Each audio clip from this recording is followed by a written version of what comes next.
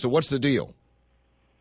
Well, the deal is that we've formed a public-private partnership to develop about a $70 million mixed-use residential and retail complex in Sunnyside. What does that mean? What's it going to look like? Paint the mental picture for me. Well, if you're standing on University Avenue and looking towards the river, you're going to see retail space on the first floor, and then on top of that, you're going to have about 7 stories of residential living opportunities. Okay. And why is the university doing this? Well, I think if you start with the university's strategic plan for housing, we were looking to create about 900 plus additional beds in the Sunnyside area. So this is, in essence, fulfilling one of the requirements in our strategic plan for housing. Is this so it's public-private. Now, what does that mean? Does that mean it's going to be for-profit, or who's going to run it, or will it generate tax revenue? Because these houses, I know all these houses are dilapidated, but they'll be coming off the books. So is there any revenue for the city here? Yeah, actually, because it is a private-public partnership, the property will generate B&O tax on both the residential revenues as well as the retail or commercial revenues.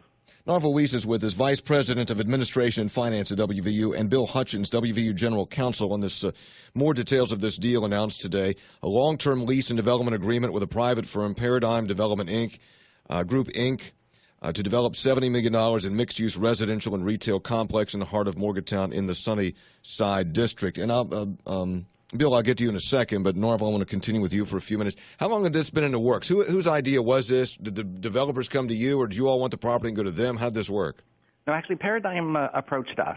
They had an idea about a development in Sunnyside, and they were looking for a public partner.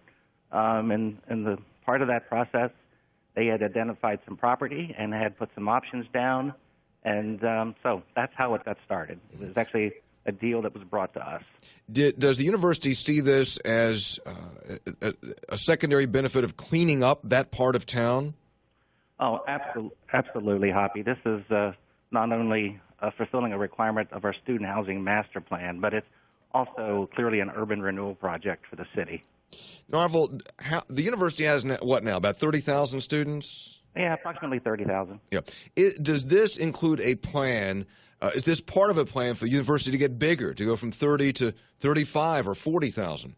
No, not really, Hoppy. I think, again, if you look at our long-term strategic plan, I think we're hoping to get around 32 by the year 2020. This is not a plan to get to 35 or 40. Okay. Narvel, I'll get back to you in a second. Bill Hutchens, WVU General Counsel. Bill, there have been, because the story came out on Monday and you all didn't say much about it until today, there's been a lot sort of written and some in a speculative fashion. But sure. One report said, one news organization, it might have been the AP or the Daily Mail, somebody went in and looked at each piece of property, 39 different parcels, and got an appraised value of about $4.5 million, but WVU is paying $14.5 million for the property. Did WVU overpay, or can you explain that discrepancy? Well, we certainly did not overpay, and what those folks have looked at are the tax books.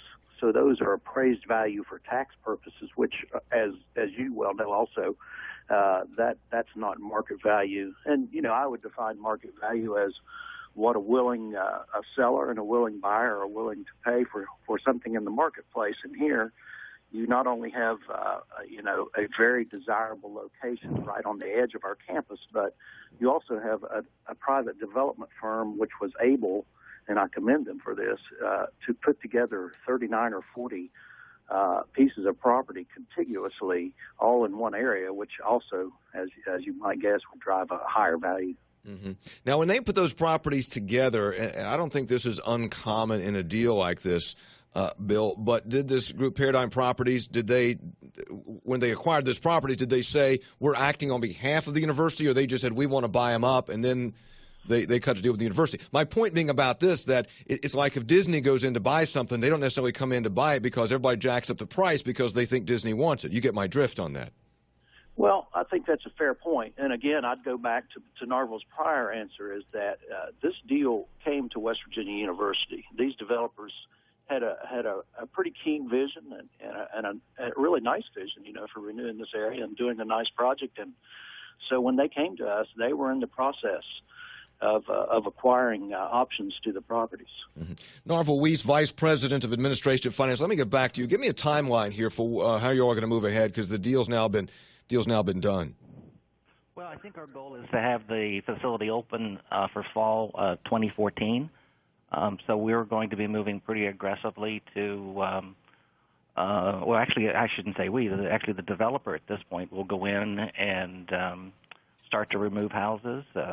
Architects have already been hired. They need to also get a contractor on board. At this point, it's the contractor working with this Paradigm group that's really responsible for delivering the student housing and the residence or at the retail piece. Mm-hmm.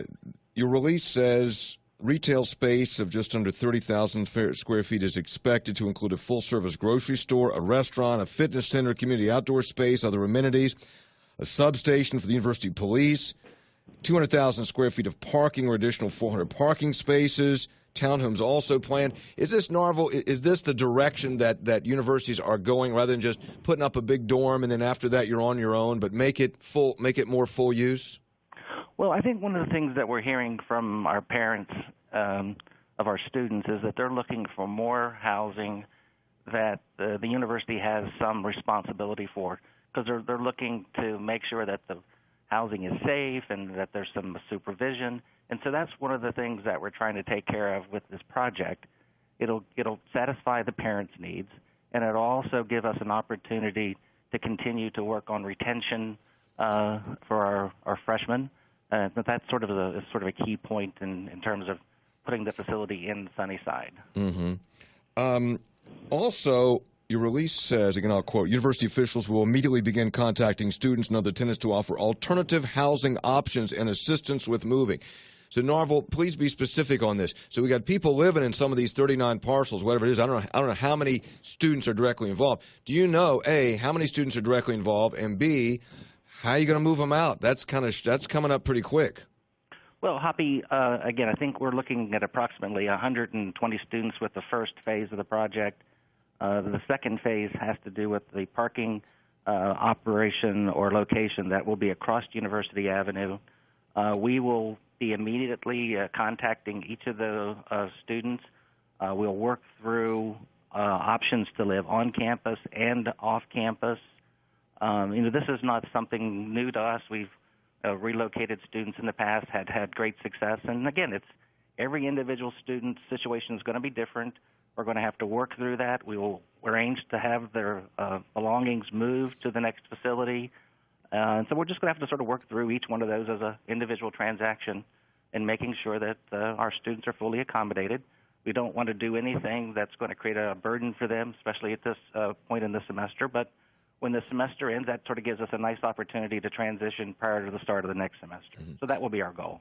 Bill Hutchens, let me get back to you. There's a thought circulating out there that after WVU bought some property there at Falling Run Road and bought the McCoy 6 property, which is right there adjacent to campus, now this big Sunnyside development, is this just and maybe Narvel even touched on this, is this just a phase? Are there other large-scale purchases like this that are planned in the future? Well, we don't have anything else on the table right now, but obviously these are both really strategic purchases for us, and we're improving the campus and we're improving the city in both of these, and the city's actually very excited on both of these projects with us. Yeah, I know the city likes it. I talked to Jim Manila. They like it a lot. One other point on that, and I'll let Narvel get back to that, is that with now the parking's always been an issue with the Coliseum. Now the state is saying you can't park on Mon Boulevard. Have you all given any thought, I'm sure you have, Bill, to buying some property there at Krebs Park and putting a parking garage there? No, we haven't considered that idea right now. I hadn't thought of that one personally, but we're really looking at the Mon Boulevard issue, and we're having discussions with the city and all the various police forces now, and actually with the Department of Highways, and trying to talk to them about this issue. But we understand the issue. Okay. It's a safety issue. Yeah, it is. Deal with it somehow. Yeah. Yeah, it is. Yes, yeah. Go ahead, Narvel. I just want to make sure that there's no confusion. Absolutely. We have no interest in putting a parking garage in Krebs Park. Okay, that's pretty definitive. Right. Parking garage anywhere out there? Well, I mean, I think we've talked about a parking garage somewhere adjacent to the Coliseum. That's been, one of our long-term planning goals. But clearly, we have no interest in going into Krebs Park. I want to make sure that the residents in Suncrest don't get some indication or some expression that the university has an interest in putting a parking garage in Krebs Park. You don't want to save Krebs Park's folks down picketing Stewart Hall today for no reason. Well, right? that would be a sort of a start that I wouldn't want them to do. I have a feeling there may be other things that they might want to do if we. Narvel, anything else? Anything else you want to add about this project? There's going to be a lot of news about this in the coming months. Anything else you want to add? You think people should know? Well, I think the one thing that I would close with is that these additional beds are going to help us with our international students. It's going to help us with our veterans. It's also going to help provide housing for some of our sophomores and a small amount of our freshmen. And if you look at our strategic plan, our housing strategic plan, what we currently house is around 23% of that 30,000 student population. When we're done with our plan, we're only going to house 25. And so we're going to have to rely on the private sector to come in and help deal with this residual piece that the university is not currently providing housing for. I understand. Narvel, we think that's good for the city, it's good for the state. Yeah. Point being, you're not crowding out the private sector. No, absolutely not. We actually need the private sector in this particular aspect of the university's business. Narvel Weese, Vice President of Administration and Finance, Bill Hutchens, WVU General Counsel, Vice President of Legal Affairs. Thank you both. I appreciate it.